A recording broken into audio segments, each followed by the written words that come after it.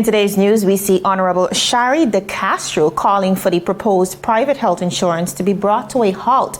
Additionally, saying that Honorable Mitch Turnbull, was the architect and deceptively excused himself. The Financial Services Commission announces 6 new commissioners to its board. We also see Honorable Carvin Malone considering incentivizing vaccines as the USVI prepares to launch $1 million vaccination lottery. In addition to that, HLSCC Culinary students shine. We're giving you part 2 of their amazing presentation, and 4 major hurricanes listed among 17 named storms in this year's hurricane season. DDM urges residents to get ready. All this and so much more when 284 News returns. The win. What is the whole? I'm freaking out. Justice is about these people. It's always a pleasure coming to you live and direct from the What's poppin'? What's really big? Davis has won it for the Lakers.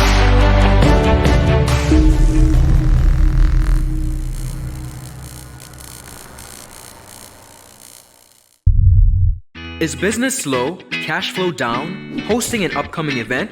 We can help. Advertise with 284 Media and take your business or event to the next level by enhancing your present marketing and messaging strategies. Allow our team of experts to create a personalized ad that sets your business apart from all the rest. This could be your business or event. So, what are you waiting for? Contact our marketing team at 284media@cctbvi.com. Advertising with us works. A pleasant good evening to one and all. We want to thank you so much for making time to join us once again for today's edition of 284 News. It is Tuesday, June 8, 2021. My name is Javon Wilson. And I'm Ron Gren. It's always a pleasure. We're coming to you live and direct from Road Town Totola in the British Virgin Islands. Before we get into our newscast and the meat of the matters, of course, last week Saturday, residents turned out and took to the streets in protesting one of the most recent decisions that has been, of course, the talk of the town. That is the proposed comprehensive health insurance that has been up for tender by the government of the Virgin Islands. Of course, that protest was led by social commentator and political activist Mrs. Cindy Roseanne Jones and Kishma Penn. We caught up, had a conversation with Ms. Roseanne Jones about the purpose for the protest and what was really accomplished in her point of view. Listen in. For the past couple years, these guys have been making some absolutely horrible decisions as it comes to the territory. I can say from the time they've been elected, COVID, the pandemic, we're dealing with that. And there's just a lot going on, and our tourism industry is down. The economy has crashed, and these guys continue to go into the House of Assembly and work on projects and legislations that just really affect their bottom line and give them more and more privileges as members of the House. Everything came to a halt, on Friday. 284 Media, written by you, put out a press release that these guys were looking to get comprehensive insurance for legislators. The territory is not happy about it. I was overwhelmed with messages and calls and so forth. And by Saturday morning, I decided that I'm going to put some action to this, and I put together a rally, a motorcade, and the motorcade was really to move around the island to share information to the public on what was going on, get their feedback, and just to let this administration know that we're serious, we're not happy with what's going on, and we're happy and ready to take to the streets. And so we did that. Rain come or shine, we were going to be out. And it's unfortunate that it has come to this. It seemed like this administration has no regard for the voice of the people, no respect for the voice of the people, for our needs, what we're going through, and they've just totally disregarded us, and we've had enough.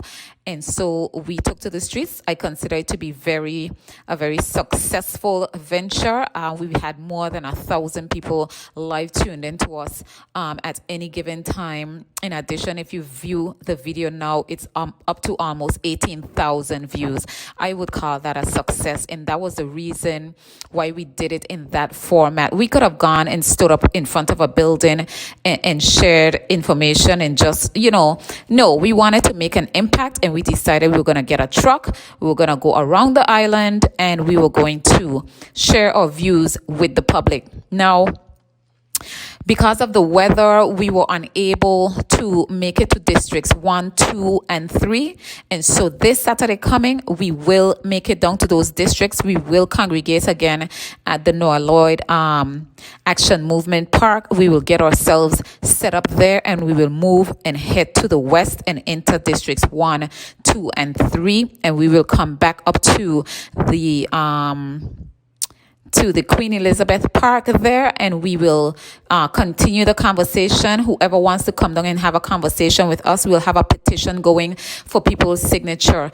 We are honestly sick and tired of the way this administration is handling the territory, is managing the territory, and we are simply not going to sit back and take it anymore. Thank you.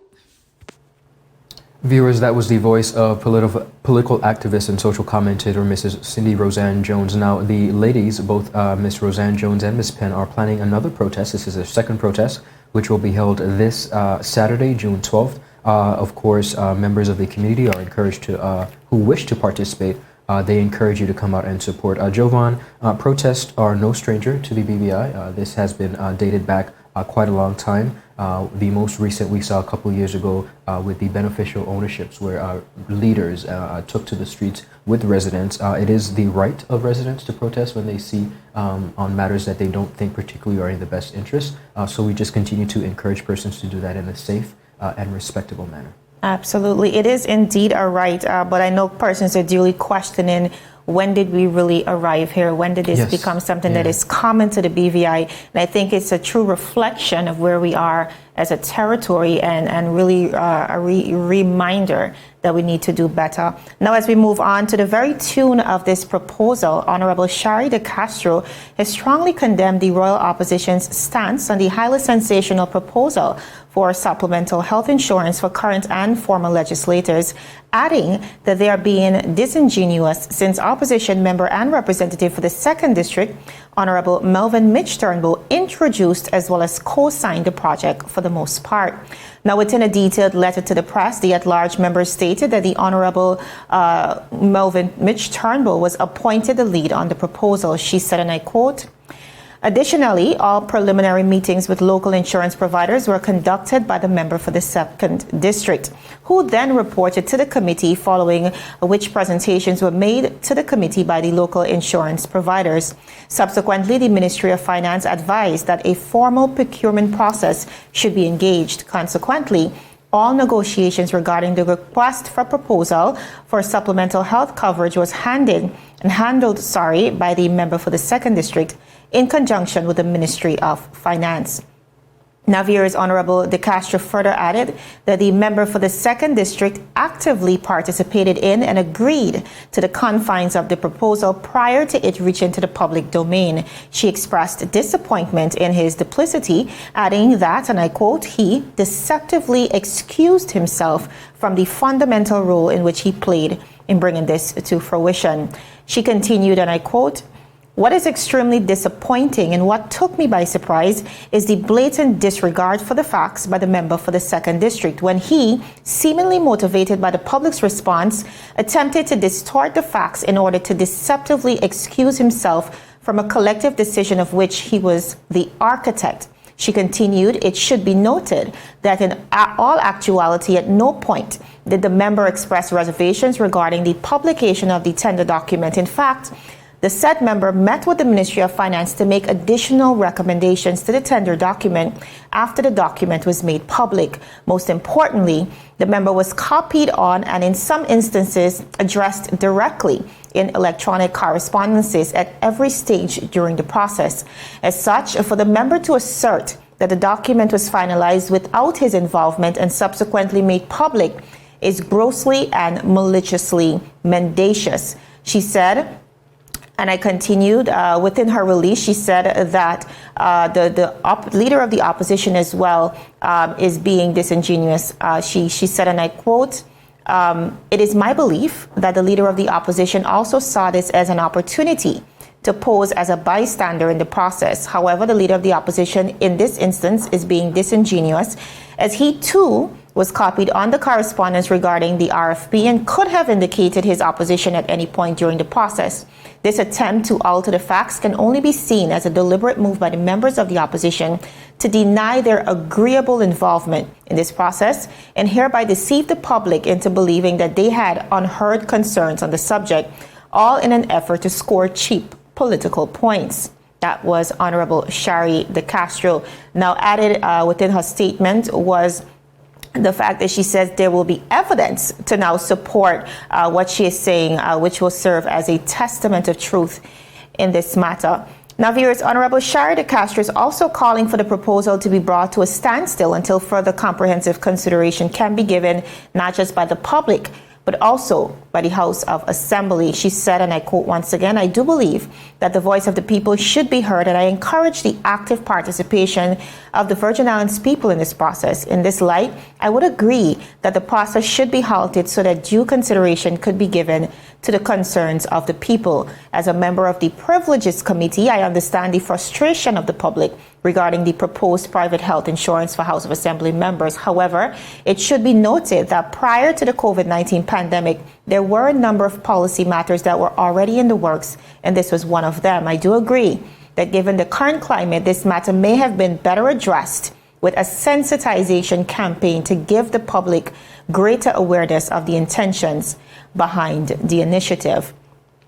Now, the government of the Virgin Islands, in a recent tender notice, invited proposals from any Virgin Islands licensed insurance company for a group health insurance plan to provide comprehensive coverage for all House of Assembly members for a period of 5 years with an option to renew annually. This means, viewers, that all sitting members of the House of Assembly of the Virgin Islands will have access to comprehensive private health insurance outside of the common national health insurance plan, also known as NHI. However, the supplemental health insurance policy has been met with great public contention over the last few days.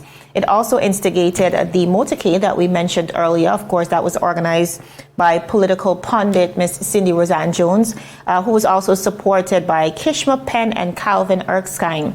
Now, the activists throughout their protests chanted, and I quote, "If NHI is good for us, then NHI is good for them," reeling in over 18,000 views.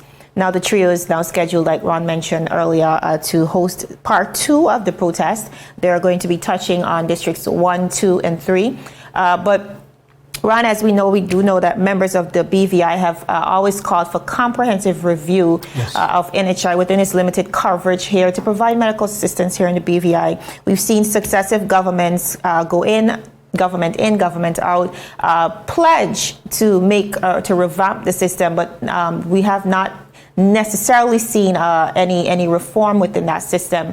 And here we do see the government trying to put themselves in a better position. It really beckons the question of whether first of all, the timeliness of this decision, and secondly, why isn't the system itself being reformed to meet the needs of the wider population and just a fragment, as we see in this case? Well, Jovan, just to backpedal a bit, based on the statements by the Honorable Member, at-large Member, the Honorable Sharie De Castro, of course, defending and now addressing the opposition's comments, it is very important for us to understand the chain of events and how things in our territory seem to work. It was not until that story broke, until our agency broke that story, that we then saw the public backlash, which was then followed by a statement from the honorable members of the opposition, and then members of the government, like the Honorable Sharie De Castro, then engaged in conversation, public discourse.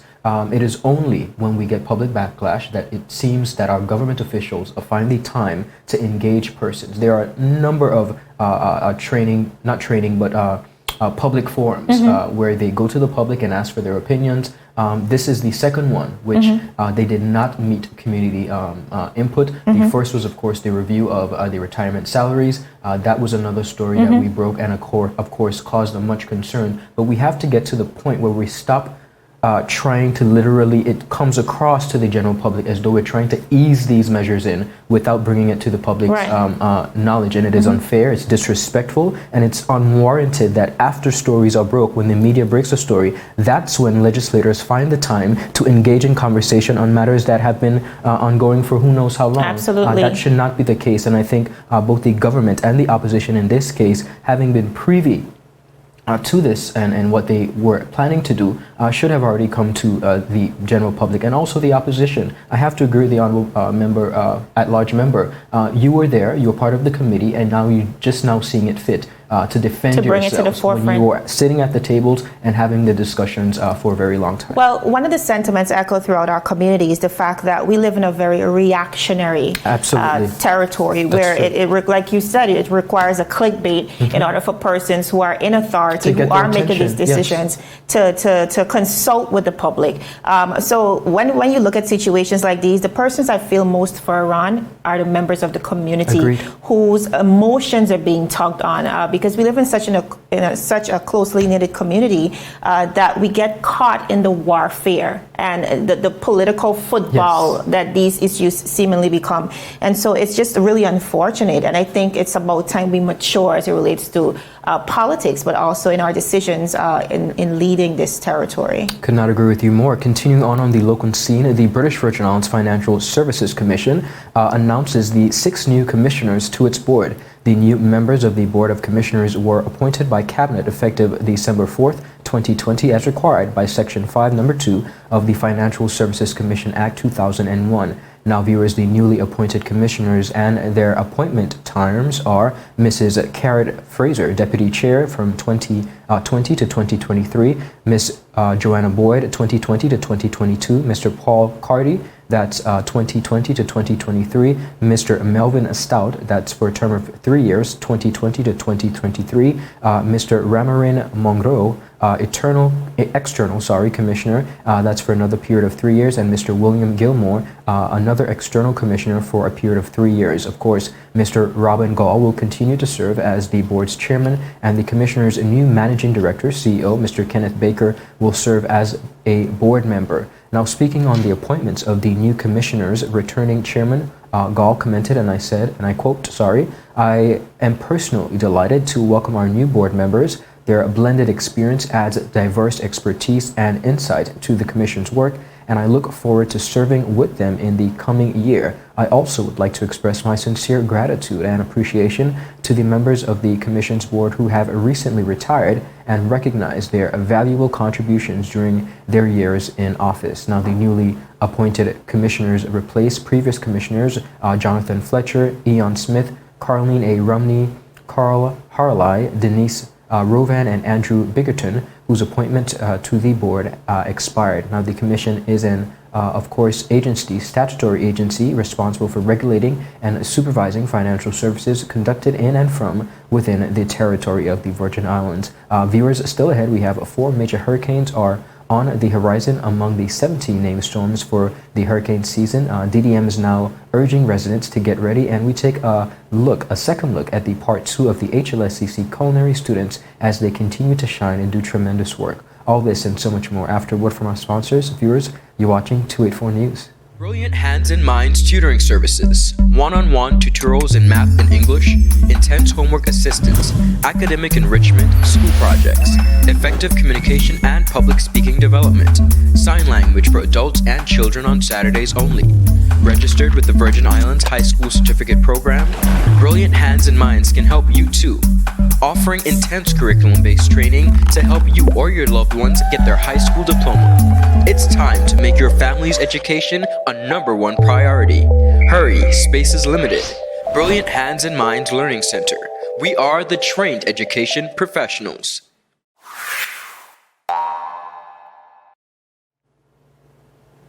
Viewers, welcome back. Thank you so much for sticking with us. Of course, here at 284 Media, we take pride in highlighting the work of our young students and entrepreneurs. And of course, this story is no different. Yesterday, you saw part 1, and today we take you to part 2 of the HLSCC Culinary series as our students there continue to shine. Our reporter, Kamal Haynes, was on the ground. He has more. Take a look. Speaking to 284 Media during their wedding cake showcase on Friday, June 4th, The pair of Mia McMaster and Cynic Henry said the program has delivered benefits beyond what they initially anticipated prior to starting the course. McMaster was the first of the two students to speak on how the program has so far benefited her. The program is very beneficial because, for us to have a class for 3 weeks and be able to produce something like this should speak for itself on the beneficiality of the program. And our instructor, big up to Chef Cricky, he taught us very well. And, we lost patience dealing with the fondant, especially when the temperature, caused it to get hot and soft when we were trying to keep it firm. And he was just, you have to make cakes with love. That's all he would say. You have to make cakes with love. Take a break. And, we'll come back and we'll just get it together and sort it out. But the program in itself, it teaches you to cover cakes, to do fondant, flowers. It's many different aspects to it. And so far, it has been really good.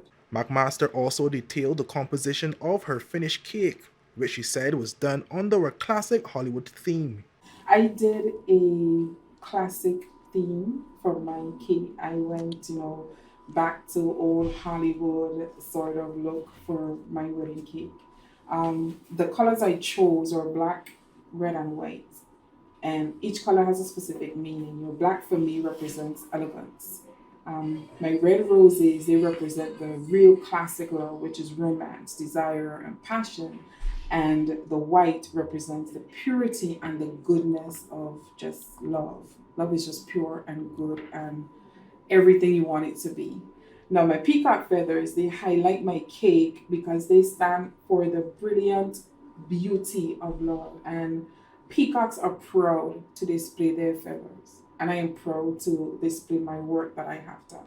While expressing her satisfaction with the overall product, she said there were a few hurdles she had to first overcome. There were challenges, and some of the challenges that we encountered was the fondant. We had issues with the fondant and the temperature, and we had a little bit of, some of our pieces breaking, some, fondant getting a little moist, but overall it wasn't too bad, to be honest. Meanwhile, her colleague Cynic Henry said she initially did not have any high hopes for the program, but lo and behold, she was swept off her feet with what was to come. When I first started, I was like, okay, I had low hopes for it because I was like, this might be another school that teach me why I really don't know. But ever since starting the program, I can say I've learned a lot. I've gained new experiences because of this program. It helped boost my confidence within my career and it's very beneficial. So for anyone out there who's thinking about joining the culinary,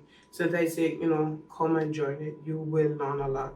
It will boost your confidence and help with the exposure as to becoming a new chef or a baker. She also took the time to explain the significance of her masterpiece, stating that she too experienced a number of issues before nailing the final product. So today we have a sunrise theme cake. I chose this theme because sunrise means the start of a new day, a new opportunity, a new tackle to take on. And as seen as it's a wedding cake, I feel sunrise best fit this theme because the sunrise, not only does the sunrise means the start of a new day, it also means the start of a new union together.